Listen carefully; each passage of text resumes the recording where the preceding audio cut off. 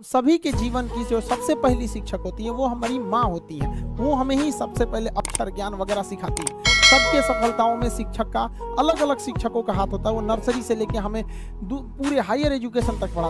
वो दौर जब हम लोगों का था तो एक शिक्षक के प्रति बड़ा एक डर रहता था। जैसे स्कूल या कॉलेज के ग्राउंड में टीचर्स को देख लेते थे, डर जाते थे लोग। बट आज के वक्त में हम देख रहे हैं धीरे धीरे इस चीज का नैतिक पतन होते जा रहा है। भारत में शिक्षकों की या शिक्षा की बहुत पुरानी परंपरा, ये हमें विश्व गुरु कहा जाता है। अब आप कहेंगे सर ये विश्व गुरु का मतलब क्या होता है, ऐसे भारत को विश्व गुरु क्यों कहा जाता है? तो आप एक एग्जाम्पल से समझिए।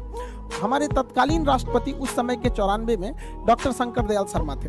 1994 में डॉक्टर शंकर दयाल शर्मा भारत से आधिकारिक दौरा पर ओमान गए।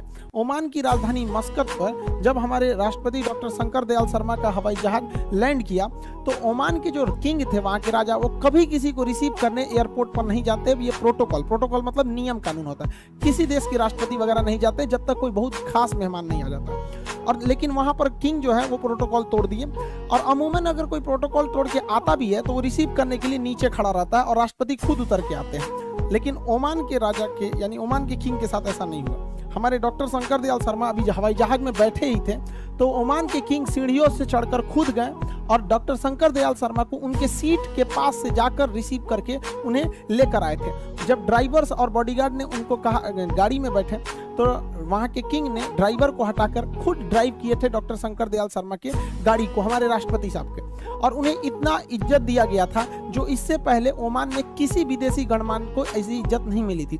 जब मीडिया वालों ने उनसे पूछा कि आखिर शंकर दयाल शर्मा में ऐसा क्या खास है जो आपने इतने सारे प्रोटोकॉल्स तोड़ दिए, आज तक किसी राजा या किसी देश के प्रधानमंत्री राष्ट्रपति को इज्जत नहीं मिली, तो ओमान के किंग ने कहा कि जब मैं स्टूडेंट था और भारत में पढ़ाई कर रहा था तो उस समय पुणे में जब उनकी पढ़ाई चल रही थी ओमान के किंग के, तो डॉक्टर शंकर दयाल शर्मा वहां पे उनके शिक्षक थे, वो वहां पे प्रोफेसर थे। तो उनका कहना था मैंने किसी राष्ट्रपति या प्रधानमंत्री को वो इज्जत नहीं दिया बल्कि मैंने अपने गुरु को ये सम्मान दिया। उन गुरु के लिए मैंने इतने सारे प्रोटोकॉल तोड़े। इसलिए भारत को विश्व गुरु कहा जाता था। प्राचीन काल से आज तक बहुत सारे लोग भारत में आते हैं, शिक्षा लेकर बड़े बड़े पोस्ट पर पहुंचे हैं।